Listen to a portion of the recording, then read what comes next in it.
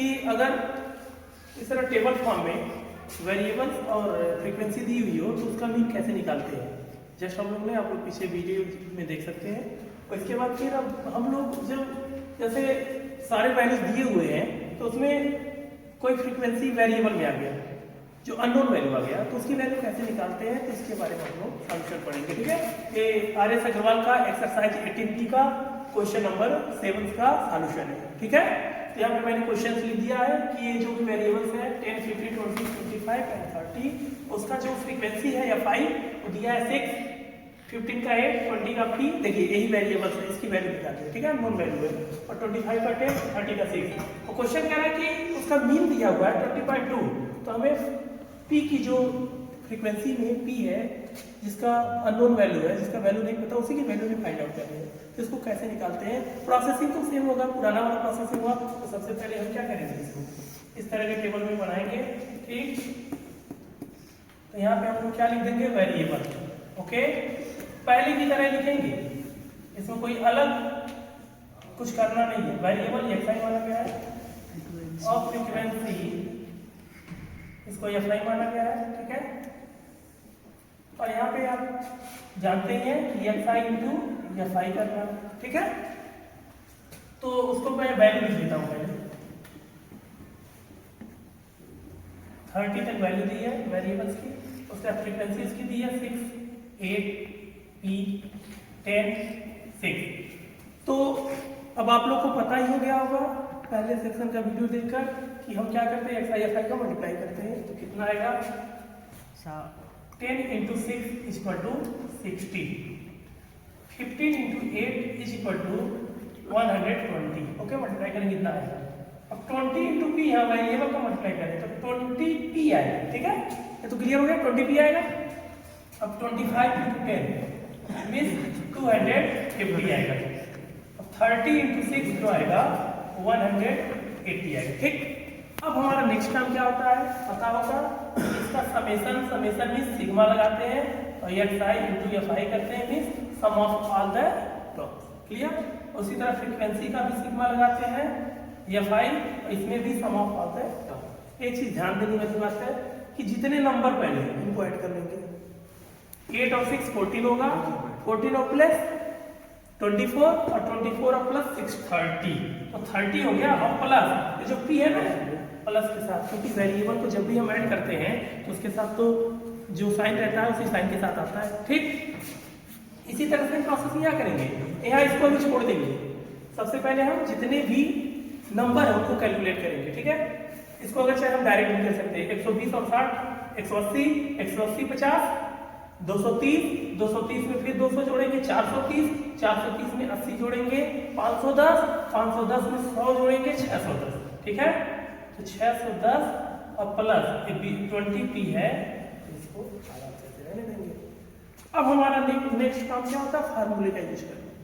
तो मीन क्या होता है, मीन यहाँ लिखेंगे तो क्या बनेगा, sigma xi fi upon sigma fi, तो बनेगा।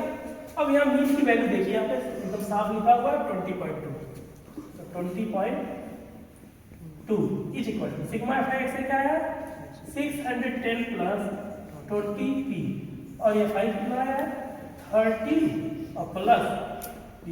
ठीक, अब हमारा प्रोसेसिंग यहाँ पे 1 छिपा हुआ है तो क्रॉस मल्टीप्लाई करते हैं। ठीक है, तो 30 का 20.2 में मल्टीप्लाई करना है, तो क्या करेंगे, 32 जा 60, डायरेक्ट 30 से मल्टीप्लाई कर रहे हैं, 32 का 60, 6 कैरी, पॉइंट है, पॉइंट लगा देंगे। एक बार 30 0 जब 0 तो कितना कैरी था, 6 कैरी था, तो 6 यहाँ लिख देंगे।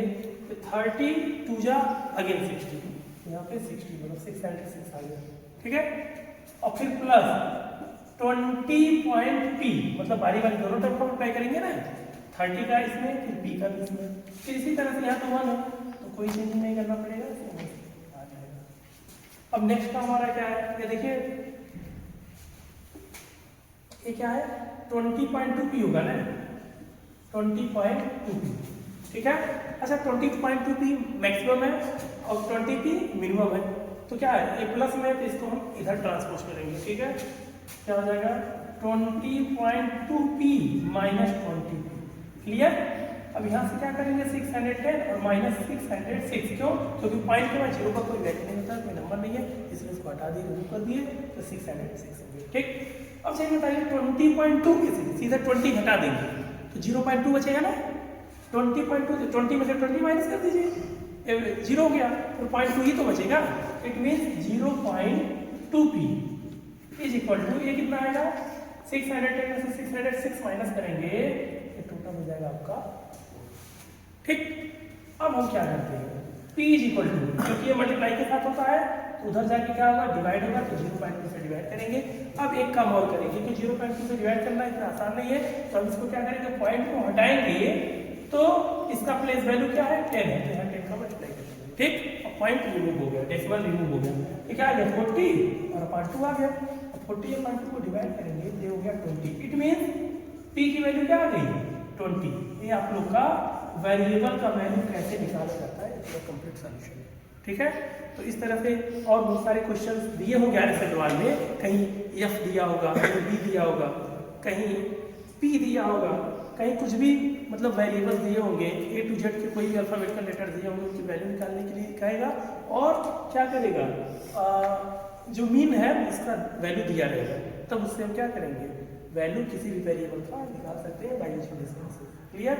अब एक चीज और बताना चाहूंगा, इसमें कभी कभी दो वेरिएट आते हैं, दो वेरिएट आते हैं, मतलब एक x1 आ जाएगा, एक उसी में x2 भी आ जाएगा, तो दो वैल्यू कैसे निकालते हैं अगले वीडियो में लोग देखेंगे। ठीक है ना, क्योंकि इसमें तो एक वैल्यू हम लोग वेरिएबल पाया, इसमें अब क्वेश्चन में आगे आने वाले क्वेश्चन में 2 वेरिएबल होंगे, तो उसकी भी वैल्यू निकालना आप लोग सीखेंगे, तो आगे के सेक्शन में आप लोग जानेंगे।